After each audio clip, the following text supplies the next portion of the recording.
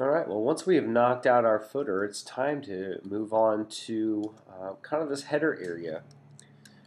What we need to do is basically figure out how we can make this entire top design stretch from left to right. So let me go to a browser to show you what I'm talking about. Everybody has different browser sizes, and a lot of things that designers don't take into account. They might design a site that looks like this, but what basically happens if someone like me, for example, is on a 17-inch MacBook Pro? That's right, I am on a 17-inch MacBook Pro, or even like a bigger, an iMac, like 24 inches. How is this going to look inside of a browser? And so what we need to do is, just like the footer, we need to create um, a pattern for this top portion. So let me just scan it real quickly, and there's really only a couple things that I don't want to include. It's these tape layers here. So what we're actually looking for is areas that can repeat.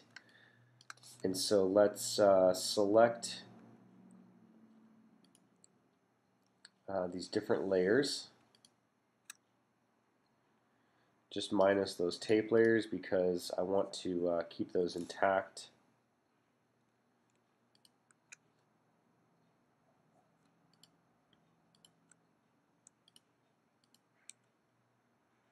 Okay, and I'm just going to hit Apple E or Control E if you're on a PC. And look at that. Okay, so we combined successfully all of those layers. Now what we have to do is find a portion of this design that we can repeat. So I'm just kind of looking in there, and it looks like there's already sort of a portion in there that is repeating.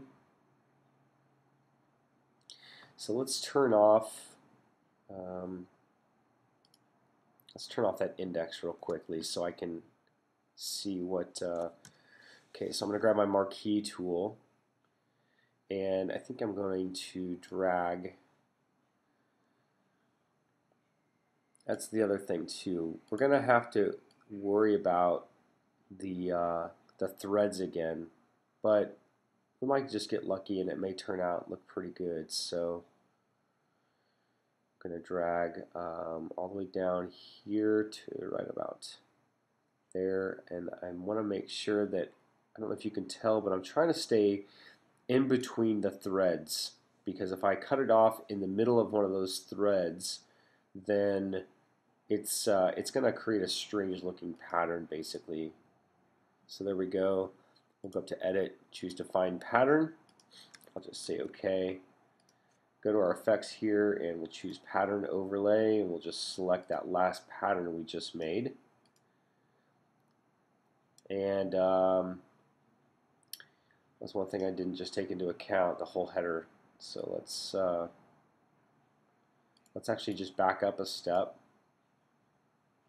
and we can just turn off the navigation stuff there. I was accidentally repeated the header, so we'll go to Edit, Define Pattern. Let's do this again. I'll just deselect that. Go to Pattern Overlay, and it looks good actually on the first try. So again, if yours is off just a little bit, just hit the Snap to Origin, and it will put it in place.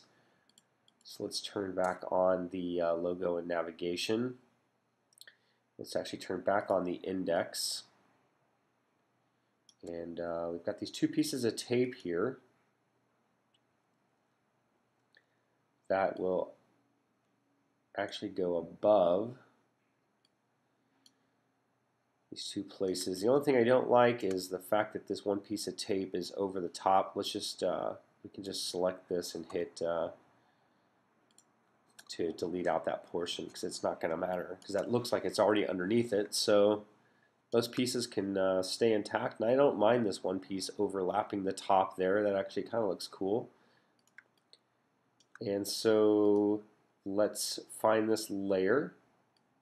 Let's just drag it down, and this layer now is going to be called our browser background.